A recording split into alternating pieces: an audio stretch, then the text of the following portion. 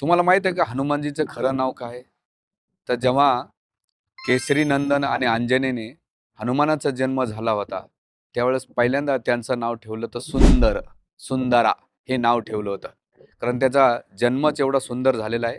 त्यांचं रूप पाहून नाही का त्यांनी सुंदर दिलेलं आहे. आणि ते सुंदर दिल्यानंतर पुढे जेव्हा लहान असताना आईच्या मांडीवर असताना ते सूर्याला पाहतात आणि भूक लागल्यामुळे ते काहीतरी एक फळ आहे त्या फळाकडे आकर्षित होतात.